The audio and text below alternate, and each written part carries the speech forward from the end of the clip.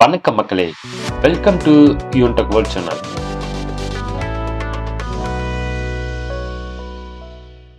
இன்னைக்கு இந்த வீடியோல பார்க்கக்கூடிய ரொம்பவும் முக்கியமான இன்ஃபர்மேஷன், தமிழ்நாடு ஆவண காப்பகம் மற்றும் வரலாற்று ஆராய்ச்சி பார்த்தீங்க அப்படின்னா, பரம்பரை சொத்து விவரங்களை உறுதிப்படுத்த இந்த ஆவணங்களை ஆன்லைன் வாயிலாக டிஜிட்டல் தமிழ்நாடு ஆர்கைவ்ஸ்ங்கிற பேஜ்ல மூலமாக 1800 இறுதியில் உருவாக்கப்பட்ட முதன்மை நிலப்பதிவு ஆவணத்தை எல்லாமே நம்ம எடுத்துக்கொள்ளலாம் ஆன்லைன் வாயிலாக. இதை எப்படி ஆன்லைன்ல நம்ம எடுக்க போறோம், இதனால என்ன பயன் அப்படிங்கிற முழு விவரத்தை தான் இந்த வீடியோவில் நம்ம பார்க்குறோம்.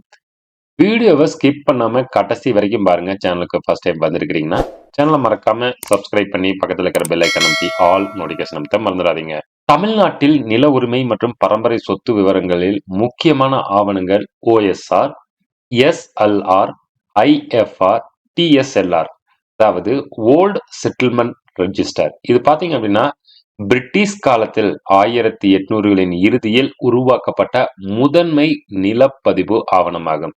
இந்த ஆவணத்தையும் நீங்க ஆன்லைன்ல எடுக்கலாம். அதே மாதிரி செட்டில்மெண்ட் லேண்ட் ரெஜிஸ்டர் தற்போதைய கணினிமயமாக்கப்பட்ட பதிவுகளுக்கு முந்தைய நில அளவை பதிவேடு.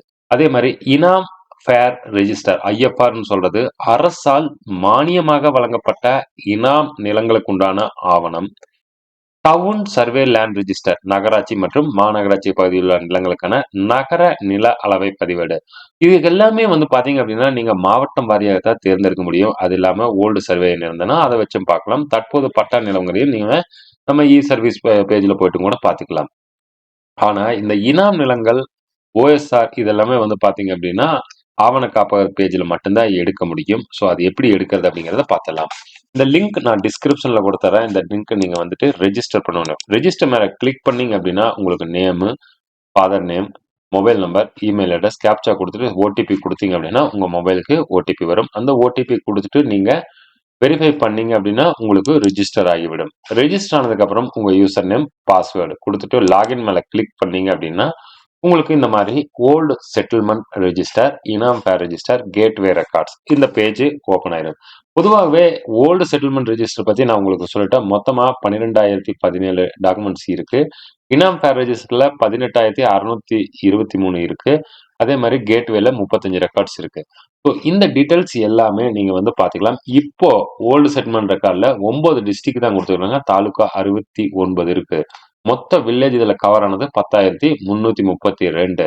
இந்த டாக்குமெண்டோட ஆவணங்கள் முக்கியமான என்ன இது அப்படின்னு பாத்தீங்கன்னா, ஃபர்ஸ்ட் டிஸ்ட்ரிக்ட் கம்மியா தான் இருந்தது. இப்ப டிஸ்ட்ரிக்ட் அதிகமாகப்படுத்ததுனால உங்க தாலுகா லிஸ்ட்லயும் கூட அந்த டிஸ்ட்ரிக்ட் பேரு, நீங்க முந்தைய தாலுகா எதுவோ அந்த தாலுகாவோ அல்லது முந்தைய டிஸ்ட்ரிக்ட் எதுவோ அந்த டிஸ்ட்ரிக்ட் நீங்க செலக்ட் பண்ணி பாத்தீங்கன்னா அந்த டிஸ்ட்ரிக்ட் கீழே உங்க வருவாய் கிராமம் வருவதற்கு உண்டான வாய்ப்பு இருக்கிறது. ஸோ இது எல்லாமே ரொம்ப முக்கியமான ஆவணங்கள் தான். இந்த ஆவணங்களை நீங்க ஆன்லைன் வாயிலாக இப்ப பதிவிறக்கம் செய்து கொள்ளலாம்.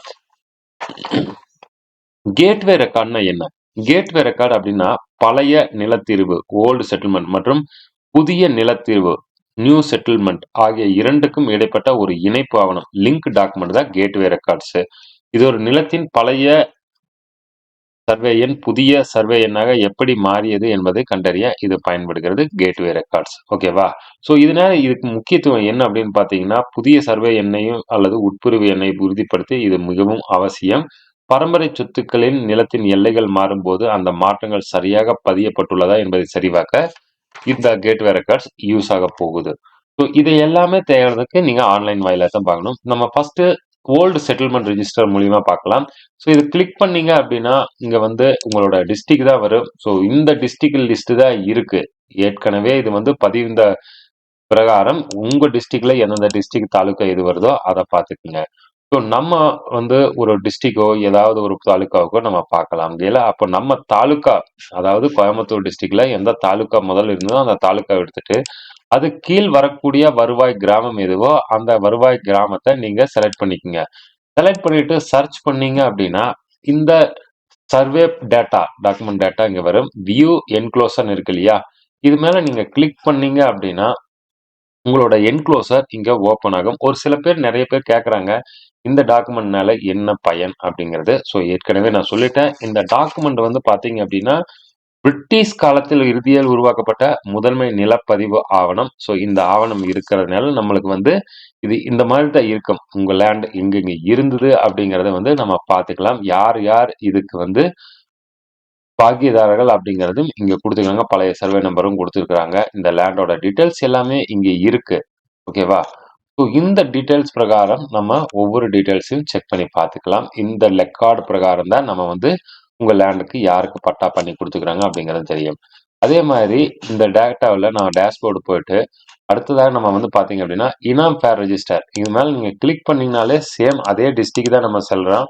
இந்த டிஸ்ட்ரிக்ட்ல நம்ம எந்த தாலுக்கா இருந்தோமோ அந்த தாலுக்காவின் கீழே வரக்கூடிய வருவாய் கிராமத்தை நம்ம செலக்ட் பண்ணிக்கலாம். ஓகேவா? செலக்ட் பண்ணிட்டு சர்ச் மேலே கிளிக் பண்ணோம் அப்படின்னா சேம் அதே என்க்ளோசர் தான். இதை கிளிக் பண்ணீங்க அப்படின்னா உங்களுக்கு இந்த இனாம் ஃபேர் ரெஜிஸ்டர்ல இந்த மாதிரி தான் இருக்கும். ஸோ இது ரீடபிளா இருக்குதா இல்லையாங்கிறது தெரியல. இதுவும் பிரிட்டிஷ் காலத்தில் உருவாக்கியது தான். ஸோ அந்த அளவுக்கு கிளாரிட்டி இல்லை. ஜூம் பண்ணி பார்த்தீங்க அப்படின்னா உங்களுக்கு டீட்டெயில்ஸ் தெரியும். ஓகேவா? ஸோ ரீடபிள் அப்படிங்கிறது வந்து நம்ம கொஞ்சம் கஷ்டம்தான். பொள்ளாச்சி சீட் நம்பர் 14 பொள்ளாச்சி கொடுத்துக்கிறாங்க. ஸோ இந்த மாதிரி ரெக்கார்டு எல்லாமே வந்து கிடைக்கிறது அரிது. ஸோ இது வந்து தமிழ்நாடு ஆவண காப்பகத்தில் வந்து வச்சிருக்கிறாங்க. அதே மாதிரி கேட்வே ரெக்கார்ட்ஸ்ல என்ன இருக்குது அப்படிங்கறத நம்ம செக் பண்ணி பார்த்துக்கலாம். ஸோ கேட்வே ரெக்கார்டு நம்ம கிளிக் பண்ணோம்னா document type press list of British record. So British record பிரகாரம் வந்த கேட்வே ரெக்கார்டு. நான் ஒரு என்க்ளோசர் ஓப்பன் பண்ணி பார்க்குறேன். இந்த என்க்ளோசர்ல என்ன வருது அப்படிங்கிறத நம்ம இங்கே பார்த்துடலாம். ஸோ இந்த மாதிரி தான் உங்களுக்கு வந்து டாக்குமெண்ட் ஓப்பன் ஆகும். பிரிட்டிஷ் ரெக்கார்டு பிரகாரம் என்ன கொடுத்துருக்குறாங்க அப்படிங்கிறத இந்த கேட்வே ரெக்கார்டில் மென்ஷன் பண்ணிக்கிறாங்க. ஸோ மொத்தமாக நிறைய கேட்வே கொடுத்துருக்குறாங்க. ஸோ இது எல்லாமே வந்து நம்ம ரீட் பண்ணி பார்க்கணும் அப்படின்னா ரொம்ப டைம் ஆகும். ஸோ நிறைய பேர் கேட்டாங்க இந்த பேஜ் ஓப்பன் ஆகிறது இல்லை அப்படின்னு. நான் லைவாக தான் காமிக்கிறேன் உங்களுக்கு. இந்த பேஜ் ஓப்பன் ஆகுது ஆவண காப்பகத்தில். ஏதாவது சந்தேகம் இருந்தால் நம்ம கமெண்ட் பாக்ஸில் மெசேஜ் பண்ணுங்க. சேனலுக்கு ஃபர்ஸ்ட் டைம் வந்திருக்கிறீங்கன்னா சேனலை மறக்காம சப்ஸ்கிரைப் பண்ணி பக்கத்தில் இருக்கிற பெல் ஐக்கன் அமைத்தி ஆல் நோட்டிஃபிகேஷன் அமைத்த மறந்துடாதீங்க. வீடியோவை லைக் பண்ணி நிறைய நண்பர்களுக்கும் ஷேர் பண்ணுங்க. அமைதி மற்றும் நேர்மறை ஆற்றலுக்காக ஸ்ரீ கிருஷ்ணா கப் சாம்பிராணியை பயன்படுத்துங்கள். தெய்வீக